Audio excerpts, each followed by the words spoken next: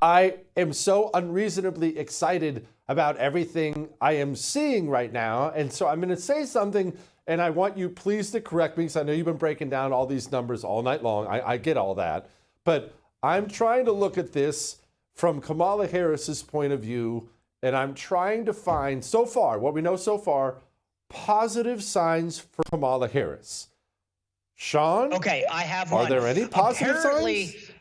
yeah, the positive sign is this. Folks, if you're at the Kamala election night party, the bar in the way back apparently has a shorter line, because right now that's the only good news they have going for them, right? So I just, if you're at the event, I know you're not feeling good, but just know if you go further back to the right, the bar in the back, yeah, there's a shorter line there, because that's the only good news that I'm seeing right now coming out of Wilmington. But Jesse, I mean, I just said this. Here's the interesting thing. In the Commonwealth of Virginia, 48% reporting, Trump up 49.8 to 48.5. Northern Virginia, where she really needed to do well, she did not run up the score. That's not just important for Virginia. If you can't run the score up there, where you've got a lot of political activity, you've got a lot of federal workers, that doesn't portend well for Georgia. It doesn't portend well for North Carolina. Exit polls showing 25% of black men in Georgia going for Trump.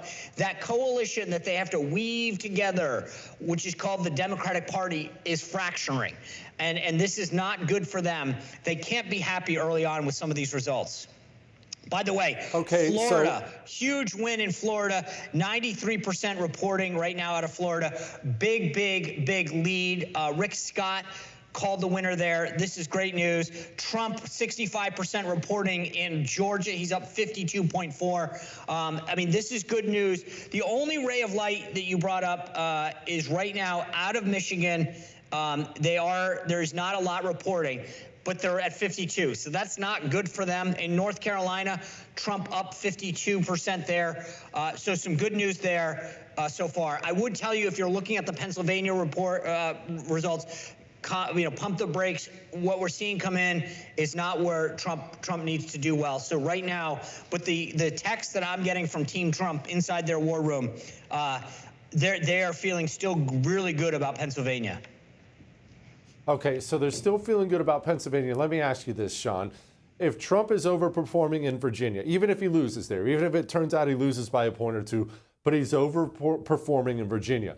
You and I have had this talk before about Michigan, Pennsylvania, and Wisconsin. You say he's probably going to carry those states because they're the same voter, a Pennsylvania voter, a Michigan voter.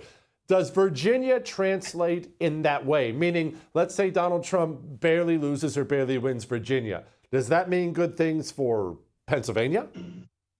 Yeah. So as I said, it's not just Virginia, because again, it is good, right? But it's where in Virginia, and in that Northern Virginia area that I talked about, which is where the Democrats. So if you look at a lot of these states, right? You look at Northern Virginia, that really is where a lot of the votes come out for Democrats. You look at Pennsylvania, right? It's Allegheny County out west, where Pittsburgh is, and Philadelphia County on the east.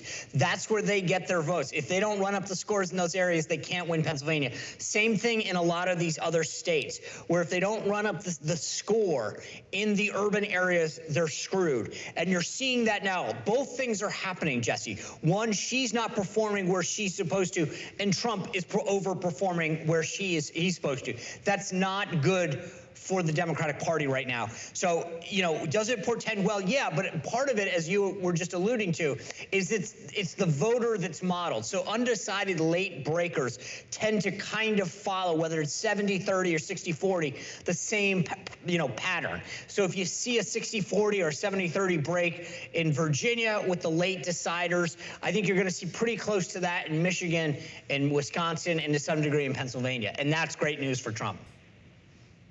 Okay, Sean, I understand election integrity is one of those things that's on everybody's mind. I'm famously hard on Republicans, and especially the RNC. But so far, I've been hearing and seeing a lot of very good things from the RNC as far as being on top of these things, where there are discrepancies, or I don't even know what word I want to put on it yet because I don't have all the facts. But whenever there's been a problem, the RNC and Team Trump appear to be all over it this time in ways that they were not before. Did I just misstate that? No, 100%.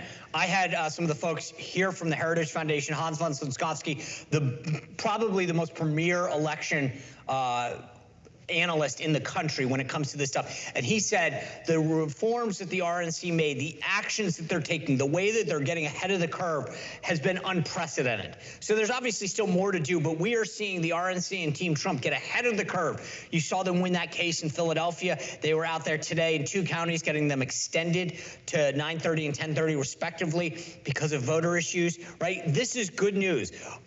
Team Republican is doing a much better job in the voter integrity, election integrity area than ever before, and we're seeing it. It's much harder for the Dems to use their old playbook.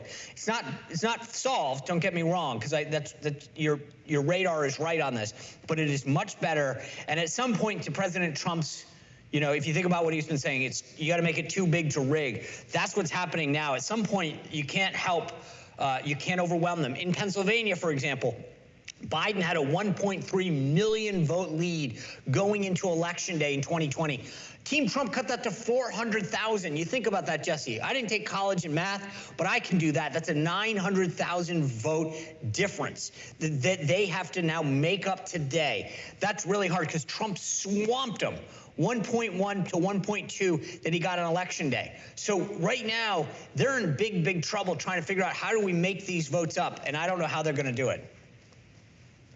Sean, real quick, just 30 seconds. Do we have a shot at New Mexico? I know this is one of those ones that Team Trump thought they had a shot, because you could tell because he parked it there a couple times. We don't have a shot at New Mexico, right? Look, Jesse, the way that this thing's going, I just want to pull my cheat sheet out because I was trying to look at what that's going to close. Let me just double check. But, look, the way tonight's going, New Mexico's closing 9 minutes ago. It's going to take a little while to get some results in there. Obviously, a lot of rural areas that are going to take a little bit further to get in. You got some good congressional candidates running in there as well. Yvette Herrell running for, she's trying to get her old seat back. This could be ripe. I would just tell you, I think we haven't won New Mexico since 2004.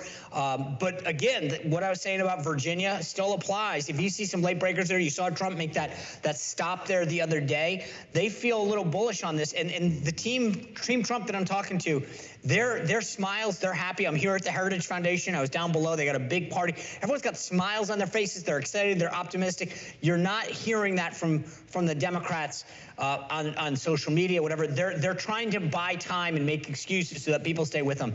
But the Republican team tonight is very, very optimistic and bullish. We will take it. Sean Spicer, you are the man. Go watch everything Sean does. I certainly do. Thank you, my brother. I would thank you for coming to my YouTube channel, but I know how brilliant it is, and I know you love it here. So subscribe and watch. We're going to start really ramping things up and putting some funny stuff, some interesting stuff out there, some collaborations. Either way, my YouTube channel is officially the place to be. So stick around.